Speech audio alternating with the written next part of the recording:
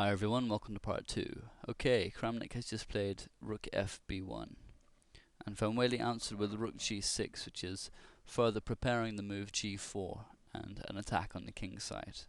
So Kramnik played h3, hindering that same plan. And now came bishop f6, which is preparing a later bishop h4 in some lines to try and emphasize white's dark square weakness, and also allows the black queen to move away from e7 and still be able to play g4 without the risk of bishop h4 from white, taking good control of the h4 d8 diagonal. It's kind of subtle maneuvering that's necessary in closed positions. So king f1 from Kramnik anyway, moving away from being eyed by the rook here on g6 and his tactical ideas like discovered checks and that kind of thing once his pawns start advancing. And as before, tempi are not so important given the closed position, so this king move is okay, although Kramnik wouldn't want to give away many more given the pressure building here on the king's side. But he's an expert judge of positions, and here he still has a decent overall edge, about 3/4 of a pawn. So Van Wely played queen d7, offering the exchange of queens to try and relieve some of the queenside pressure. And taking here would be pointless for white because it just loses time, so Kramnik played instead bishop d1, further defending the queen and aiming to take control of key light squares should Van Wely take on a4 now. Bishop takes a4, and the a4 e8 diagonal will be good for white. So that's no good for Van Wely at this moment, and here he got impatient and played g4, which is a suboptimal time to play the move. It practically doubles white's edge in the position, and again it shows great judgment from Kramnik in his choice of pawn structure and squares for his pieces. I know I'd certainly be getting impatient with the black pieces in this position too, and the kingside attack can prove dangerously irresistible to black in the King's Indian defense, so much so that it can be provoked even when it's ill prepared, as in this position. It's excellent play from Kramnik. Van Wely would have been better to get his pieces to better posts before pursuing the kingside attack, but thanks to Kramnik's queenside play, that wasn't possible.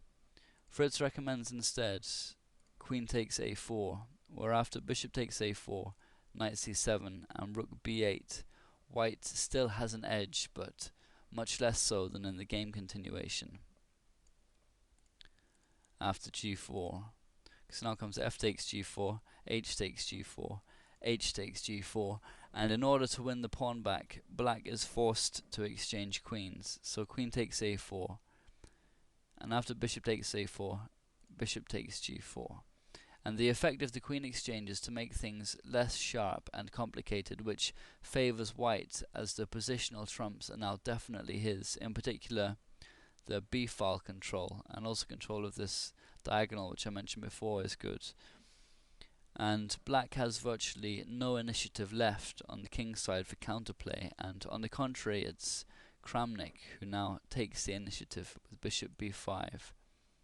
Attacking the knight, so knight c7, and here bishop c6 is a clever move, attacking the rook in the corner here first of all, so keeping the initiative, and c6 is an outpost square for white in this position, so it's good to get a piece there in any case.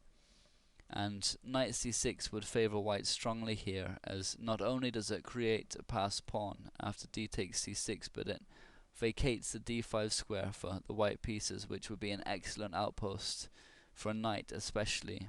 And given the closed position, the winning of the bishop pair would mean little for black, and in fact it would probably be better to have two knights in this position as opposed to the two bishops, and this pawn here on d6 is also going to be a bad weakness. So knight takes c6 is no good, and rook c8 is what Van Wely did play. So now comes rook b8 with a rook penetration to the 8th rank. And after rook takes b8, rook takes b8, control of this 8th rank and the rook penetration, which is the ultimate result of white's b-file control, which is a great positional asset, especially seeing as black's remaining rook is somewhat offside here at g6, as black's kingside initiative has dried up. You know, the positioning of this rook is now questionable. So king h7 is what Van Wely played here, just unpinning the knight at d8. Now came bishop a4 with the plan of neutralizing black's aggressively posted light squared bishop here, which is part of a deep and cunning endgame plan that Kramnik is cooking up at this stage, and this plan will break the deadlock of the position, which was looking like it might become equal again before long if Kramnik wasn't careful. So now came rook g7, which is defending the c7 knight. Although it's not attacked, it's keeping everything solid, and also the a7 pawn, which is a target as it's isolated and it's difficult to defend. So this indirectly defends that. You know, it's a preemptive action in case it becomes necessary. And it also puts the question to Kramnik about how he's going to make progress in the position. What he played was bishop d1, which is the continuation of his plan of getting this bishop off the board. And now knight a6, attacking the rook. So rook a8, which maintains the 8th rank pressure. And after bishop takes d1, knight takes d1, rook b7, because the control of the b file is conceded in order to keep control of the 8th rank. But Kramnik wasn't worried about that, because it won't be long now before he can get his plan into action. First he played knight c3, improving his knight, and now came knight c7, forcing rook c8.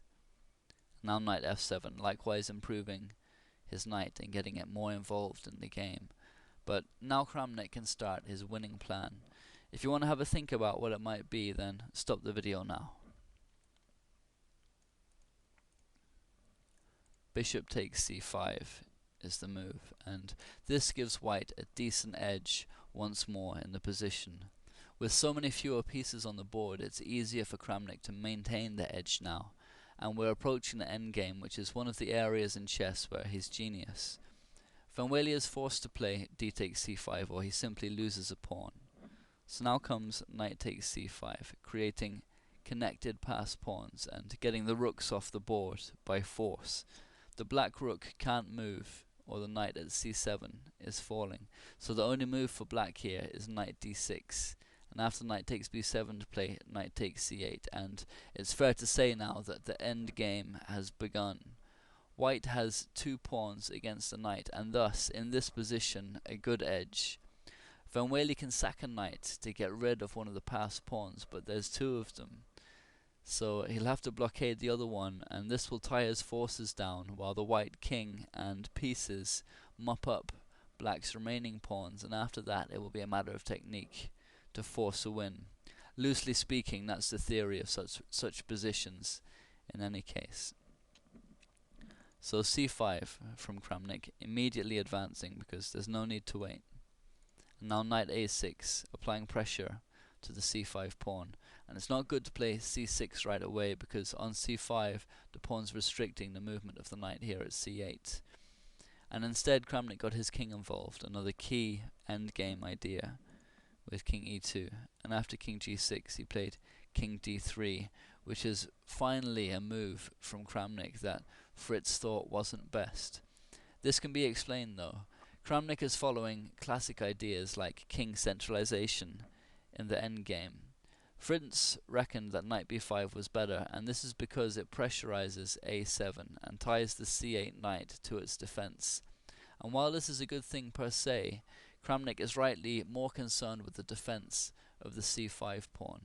From where it was on c3, this knight can instead go to a4, freeing up the movement of the other knight here, which he counts as being more important, as well as getting his king more central with his move king d3. It's an example of classic ideas of chess like king centralization in the endgame and piece mobility versus an engine's idea of an individual good move, because this knight b5 move more or less forces knight b8. Any other move and black is at an even bigger disadvantage, so the black pieces are forced into passivity, and whilst this is a good position for white, I'm more inclined to trust Kramnik's judgment with his king d3 continuation. Okay, that's the end of part 2.